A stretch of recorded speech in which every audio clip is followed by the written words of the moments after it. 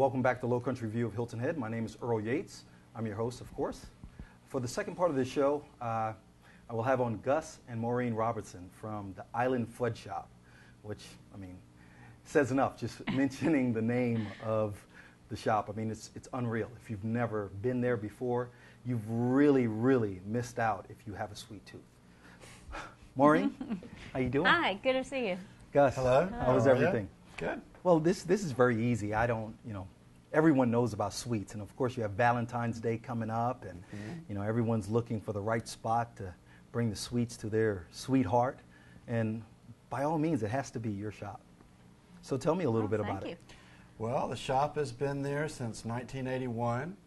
We are the second owners. We bought it in 1990, and we just continue building on it.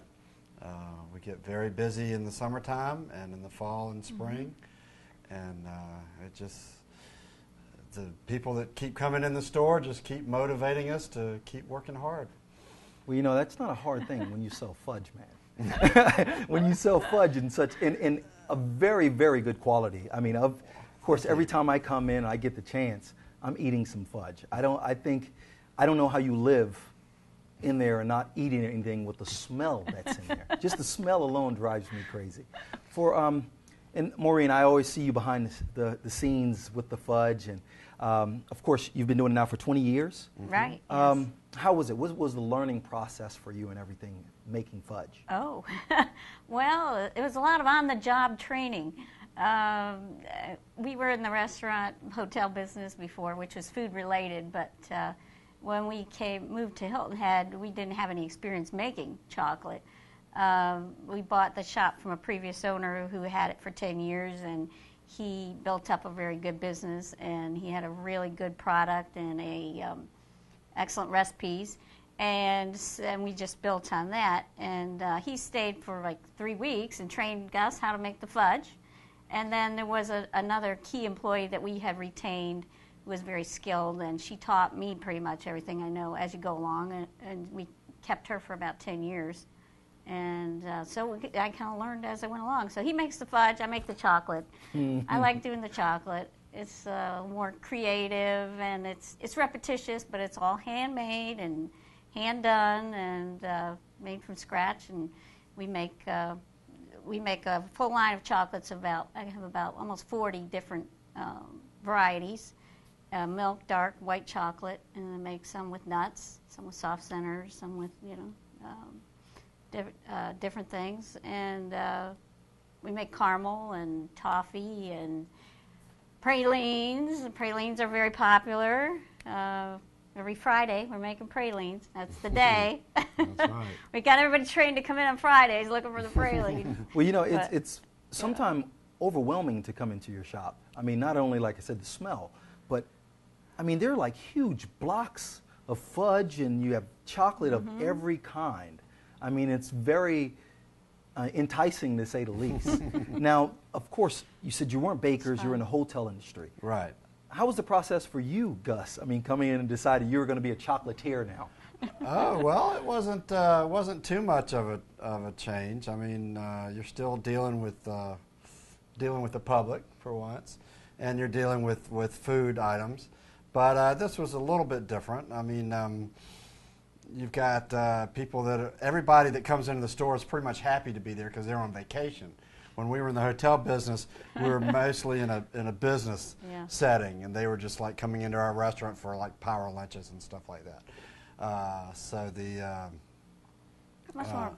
it's a lot different when they're on vacation, and they're not as quite on the fast track, I guess. And it's also pretty hard to be miserable when you're coming to look for chocolate, though. It is. That's true. Even so, they might be a little miserable when they get there, but man, come on. We generally brighten up their day for sure. Yeah.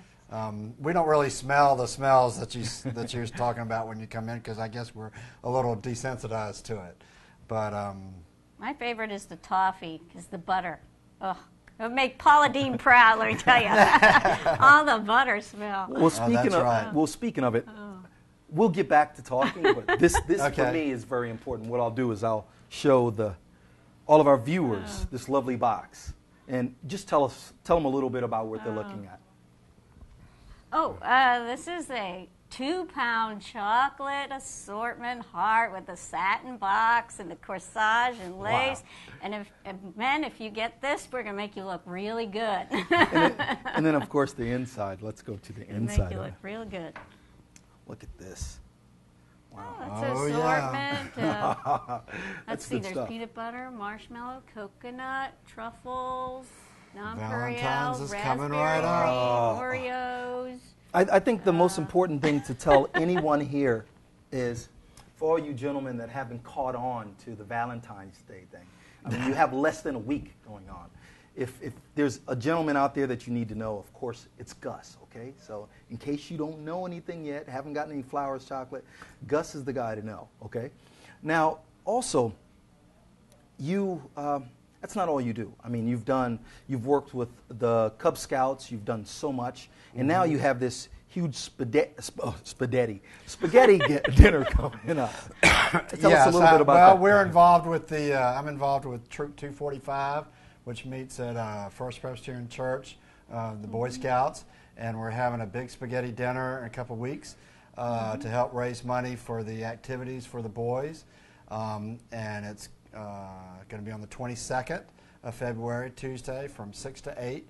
So we encourage everybody to come out, and the tickets are very reasonable. It's only $6 for a ticket for an adult, or $4 for kids. And if you can't stick around and eat at the church, please, you can get to-go spaghetti. And just please come by and support the Boy Scouts, because we've got a troop of over 50 kids, and they're doing very well and advancing. We've had several Eagle Scouts over the last couple of years, and the boys just really enjoy being in the scouting program.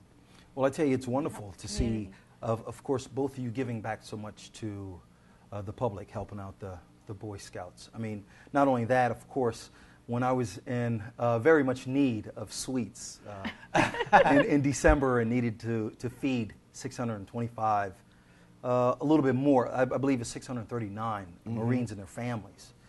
You guys were so gracious to just chip in and give some fudge and send nothing but love, and with nothing in return. And it just shows. I mean, you're a local establishment that's been here for so long, and not only are you treating us with nice, full chocolate stomachs, but also just helping the community as much as you possibly can, and that's very nice. There's no problem. We're also involved in the Hospitality Association that puts on events like the Wine Fest and Food Festival and things like that. We like to get out there and support the community in that way, and it's a great way to spend a spring afternoon, you know. We also do the Wing Fest coming up through the Rec Center, and the Seafood Festival. The Rec Center and the Hospitality Association. That's right. Well, God, I mean, and Maureen is very involved with our church, Holy Family Church. She teaches the kids in Sunday school, religious education. So we're involved in a lot of different aspects of the community, as well as trying to take care of everybody's sweet tooth.